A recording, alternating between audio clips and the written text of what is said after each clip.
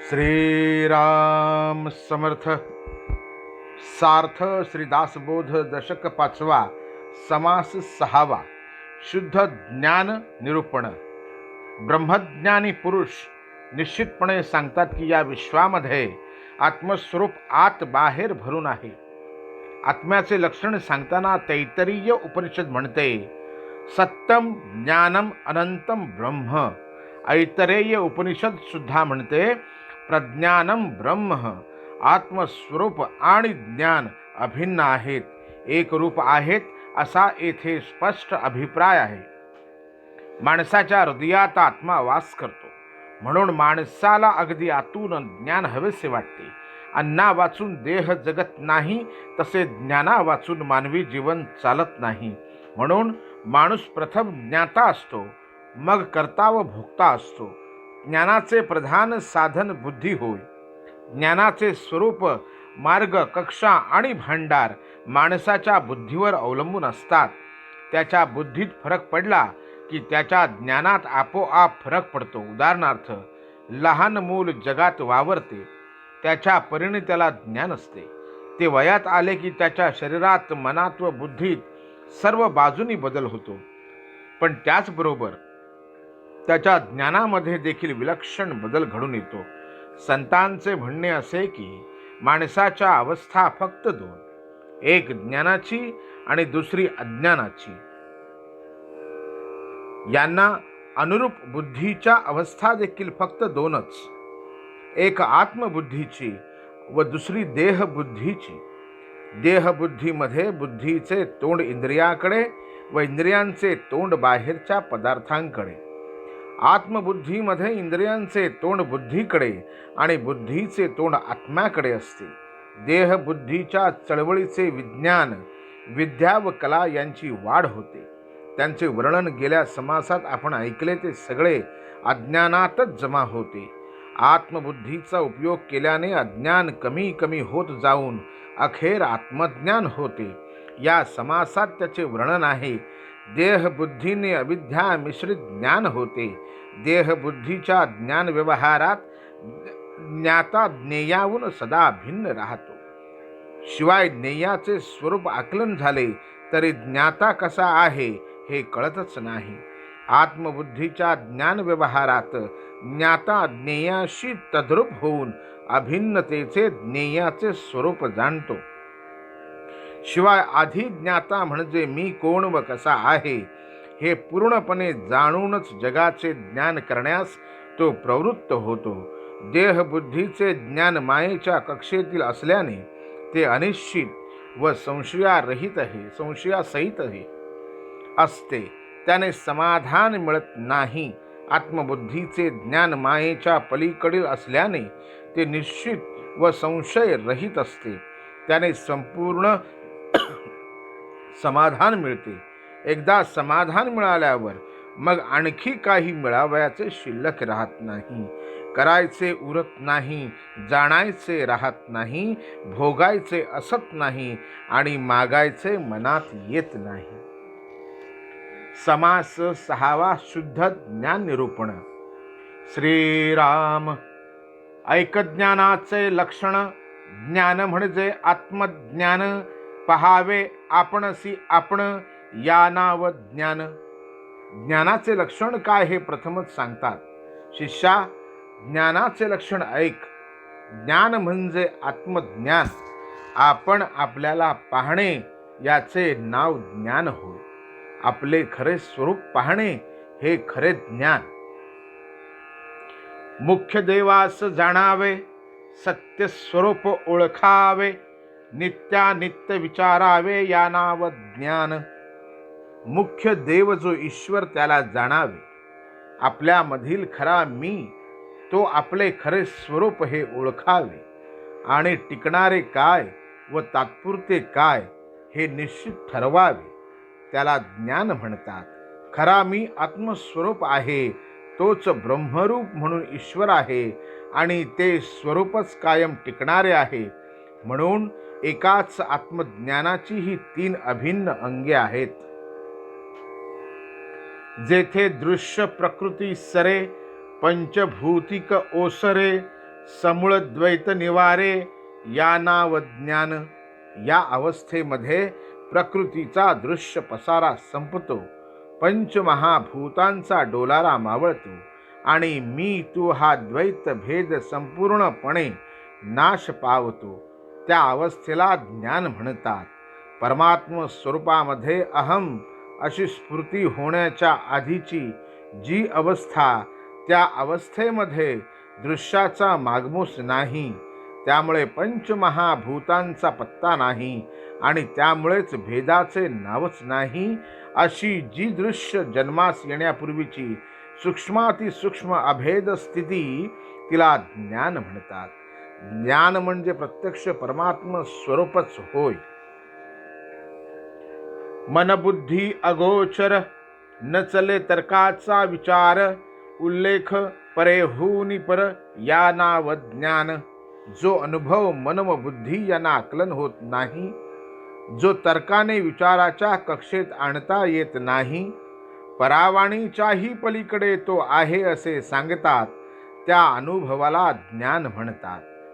मन, बुद्धी आणि वाणी तिन्ही आत्म्याच्या प्रकाशाने सजीव राहतात, त्याच्या सत्तेने कार्यक्षम राहतात. जागृती, स्वप्न व सुषुप्ती हा त्यांचा प्रांत होय. इतकेच नव्हे तर तुर्येच्या पलीकडे ज्ञान राहते, म्हणून परावाणी सुद्धा तेथपर्यंत पोचू शकत नाही. जेथे नाही दृश्य भान, जेथे जाणीव हे अज्ञान. विमळ शुद्ध स्वरूप ज्ञान यासी बोलिजे. जेथे दृश्याचे भान संपूर्ण नाहीसे होते, जेथे मी जाणतो मला ज्ञान आहे, ही जाणीव अज्ञान समजले जाते, असे अत्यंत मलरहित शुद्ध जे स्वरूप भान, त्याला ज्ञान म्हणतात. स्वरूप भानामध्ये माया मावळते, म्हणून दृश्याचे भान उरत नाही. ज्ञानाने अज्ञान नाहीसे होते आणि पुढे ते ज्ञान देखील स्वरूपात विलीन होते, म्हणून मी जाणतो हे उरत नाही. कोणत्याही भेदाचा, दृश्याचा, विकल्पाचा मल नाही, म्हणून ते स्वरूप अतिनिर्मल व शुद्ध आहे. सर्व साक्षी अवस्था तुर्या, ज्ञान ऐसे म्हणती तया. परी ते जाणीजे वाया, पदार्थ ज्ञान. देह बुद्धीच्या 3 अवस्था ओलांडून 4थ्या अवस्थेत प्रवेश केला की आत्मबुद्धी उदय पावते. पण ही सुद्धा मावळून केवळ स्वरूप उरणे हे खरे ज्ञान समजावे. तुर्या ही 4थी अवस्था सर्व साक्षिणी असते, म्हणून तिला आत्मज्ञान म्हणतात. परंतु त्या अवस्थेमध्ये साक्षीत्वाने पदार्थ ज्ञान असते, यासाठी ते पूर्ण ज्ञान होऊ शकत नाही. दृश्य पदार्थ जाणीजे, त्यास पदार्थ ज्ञान बोलिजे. शुद्ध स्वरूप जाणीजे, या नाव स्वरूप ज्ञान. पदार्थ ज्ञान म्हणजे दृश्य पदार्थ जाणणे होय. दृश्य रहित शुद्ध स्वरूप जाणणे याचे नाव आत्मज्ञान होय. जेथे सर्वची ठाई ढाईचे, तेथे सर्व साक्षत्व कैचे. म्हणून शुद्ध ज्ञान तुर्येचे मानुची नाही. ज्या आत्मस्वरूपाचे ठिकाणी स्वरूपाखेरीज काहीच उरत नाही, तेथे सर्व साक्षीपणा असू शकत नाही. म्हणून तुर्येमध्ये होणारे ज्ञान शुद्ध आत्मज्ञान मानू नये. ज्ञान म्हणजे अद्वैत, तुर्या प्रत्यक्ष द्वैत. म्हणून शुद्ध ज्ञान ते सतत वेगळेची असे. आत्मज्ञानामध्ये संपूर्ण अद्वैत असते, तुर्येमध्ये तर प्रत्यक्ष द्वैत आढळते. म्हणून शुद्ध आत्मज्ञान स्वतंत्र आहे, निराळेच आहे. मी देहच आहे ही दृढ भावना म्हणजे देह बुद्धी. मी आत्माच आहे ही दृढ भावना म्हणजे आत्मबुद्धी. जागेपण, स्वप्न व गाढ झोप या 3 अवस्था देहबुद्धीच्या, तर तुर्या अवस्था आत्मबुद्धीची. देहबुद्धीच्या ज्ञानामध्ये ज्ञाता ज्ञेयाहून वेगळा राहतो. मी म्हणजे ज्ञाता व तू म्हणजे ज्ञेय, म्हणून तेथे द्वैत आढळते. तुर्येच्या ज्ञानामध्ये ज्ञाता मी आत्माच होतो, त्या अवस्थेमध्ये मी देहच आहे हे भान लोकते खरे, परंतु मी आत्मा आहे, मी दृश्य पदार्थाहून निराळा आहे, मी त्यांना वेगळेपणाने पाहतो असे भान असते. त्याला सर्व साक्षिणी अवस्था म्हणतात. यामध्ये मी ज्ञाता आत्माच आहे असा प्रत्यक्ष अनुभव येतो, म्हणून अज्ञान उरत नाही, परंतु दृश्याला साक्षी राहून वेगळेपणाने पाहणे शिल्लक असते. याचा अर्थ असा की दृश्य ज्ञेयपणाने ज्ञात्याहून वेगळे असते, राहते, हेच द्वैत होय. आत्मज्ञानात संपूर्ण अद्वैत असल्याने द्वैत असणारी तुर्या शुद्ध आत्मज्ञान नव्हे. ऐक शुद्ध ज्ञानाचे लक्षण. शुद्ध स्वरूपाची आपण, या नाव शुद्ध स्वरूप ज्ञान जाणीजे श्रोती. उपनिषदांतील महावाक्यांमध्ये आत्मज्ञानाचे सारे रहस्य साठविले आहे, पण त्याचा नुसता जप करून चालत नाही, त्यावर मनन करून त्याचा प्रत्यक्ष अनुभव घेतला पाहिजे. शुद्ध ज्ञानाचे लक्षण ऐक. जे शुद्ध परमात्म स्वरूप आहे तेच आपण आहोत असा जो साक्षात अनुभव येतो त्याचे नाव शुद्ध स्वरूप ज्ञान होय, हे श्रोत्यांनी समजावे. महावाक्य उपदेश भला, परित्याचा जप नाही बोलिला, तेथीचा तो विचारची केला पाहिजे साधके. महावाक्यांचा उपदेश उत्तमच आहे, परंतु त्यांचा जप करण्यास सांगितलेला नाही. साधकाने महावाक्यांचा अर्थात विचार करणे अवश्य आहे. महावाक्य उपदेश सार, परिघेतला पाहिजे विचार, त्याच्या जपे अंधकार न फिटे भ्रांतीचा. महावाक्यांमध्ये परमार्थाच्या उपदेशाचे सार आहे, यात शंका नाही, परंतु त्यांचे मननच केले पाहिजे. महावाक्यांचा नुसता जप केल्याने अज्ञानाचा अंधार नाहीसा होत नाही. महावाक्याचा अर्थ घेता आपण वस्तूची तत्वता, त्याचा जप करिता वृथा शिणची होय. आत्मा ब्रह्मस्वरूप किंवा परमात्म स्वरूप आहे आणि आपण वास्तविक आत्मस्वरूप आहोत, म्हणून आपण ब्रह्मस्वरूप किंवा परमात्म स्वरूप आहोत. सर्व महावाक्यांचा उपदेश हा असा आहे, मी देह नसून आत्माच आहे आणि आत्मा ब्रह्मस्वरूप असल्याने मी ब्रह्मस्वरूप आहे असा प्रत्यक्ष अनुभव येणे म्हणजे आत्मज्ञान प्राप्त होणे समजावे. या ज्ञानाला शुद्ध व निर्मळ स्वरूप ज्ञान असे वेदांतामध्ये म्हणतात. हे ज्ञान अतिसूक्ष्म विचाराने आपल्यामध्येच उदय पावते व त्याच्यामध्ये सर्व विरोध मावळतात. उपनिषदांमध्ये 3-4 ठिकाणी याचे फार सुंदर वर्णन आढळते. उदाहरणार्थ, असो यः असो पुरुषः सहा अहम अस्मी, अर्थ तो जो पुरुष तोच मी आहे. ईशावास्य यद आत्मतत्वेन तु ब्रह्मतत्वं दीपोपमेनेह युक्तः प्रपश्येत अजं ध्रुवं सर्वतत्वैर्विशुद्धं ज्ञात्वा देवं मुच्यते सर्वपाशैः.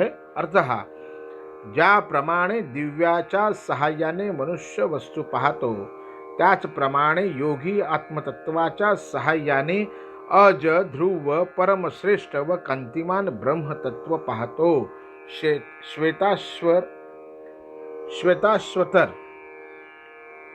यत्परम ब्रह्म सर्वात्मा विश्वस्यायनतं महत् सूक्ष्मात् सूक्ष्मतरं नित्यं स तत्त्वेम त्वमेव ततः मयि एवं सकलं जातं मयि सर्वप्रतिष्ठितं मयि सर्वलयं याति तद्ब्रह्म अद्वयम् अस्मि अहम. अर्थ, सर्वोत्तम ब्रह्म सर्वांचा आत्मा आहे, विश्वाचे मूळ आहे, अतिशय सूक्ष्म आहे आणि नित्य आहे. ते तू आहेस.